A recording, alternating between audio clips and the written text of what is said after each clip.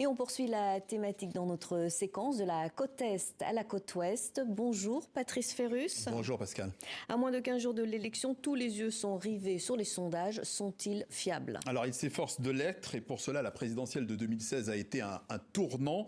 À l'époque, la plupart des prévisions donnaient à Hillary Clinton gagnante face à Donald Trump. Mais finalement Donald Trump a raflé la mise en renversant les pronostics dans des bastions réputés démocrates comme la Pennsylvanie, le Michigan et le Wisconsin. Tous les sondages ont été pris de court. Et comment explique-t-on la faillite de ces sondages? Alors, manifestement, dans le détail, les sondages ont mal appréhendé certains groupes démographiques. Les blancs non diplômés, en particulier dans les zones rurales et industrielles, un groupe favorable à Donald Trump qui a été sous-représenté dans les échantillons de sondages alors qu'il correspondait à environ 44% des votants. À l'inverse, les électeurs plus jeunes et les minorités qui votent plutôt démocrates ont parfois été surpondérés dans les échantillons, sans doute parce qu'en 2008, Barack Obama avait obtenu 66% du vote des jeunes. 8 ans plus tard, Hillary Clinton n'a, elle, réussi à mobiliser que 55% de ce même électorat. Et puis la masse des indécis, ils étaient 13% quelques semaines avant l'élection. Et pour beaucoup, ils se sont finalement tournés vers Donald Trump, vers l'alternance. En 2016, rappelons-le, on sort de 8 ans de mandature Obama.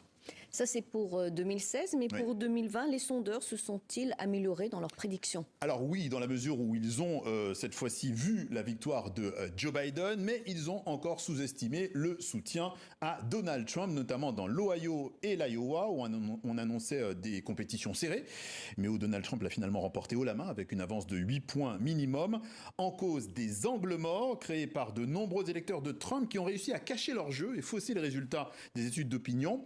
Et puis en 2020, à cause de la pandémie Covid, s'est ajoutée une difficulté supplémentaire, le vote anticipé et par correspondance, un vote difficile à prédire.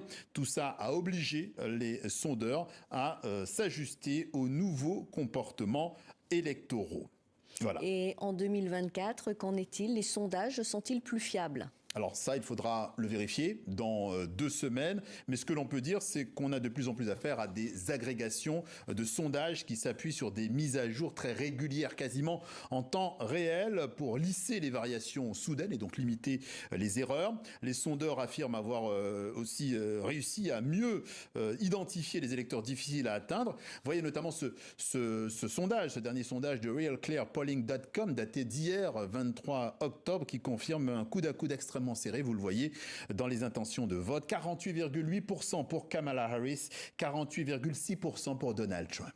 Et là, on est précisément en plein marge d'erreur. Oui, effectivement, ce qui dans l'absolu peut aussi arranger les sondeurs, mais pour les sondages, plus que les sondages, pour finir, j'ai envie de vous dire qu'il y a, avec un sourire, qu'il y a ce révélateur Clalam, du nom de ce comté de l'État de Washington, qui détient le titre exclusif de baromètre témoin de la présidentielle depuis l'élection de Ronald Reagan en 1980. Eh bien, les électeurs de Clalam, soit un peu plus de 78 000 habitants, ne se sont jamais trompés.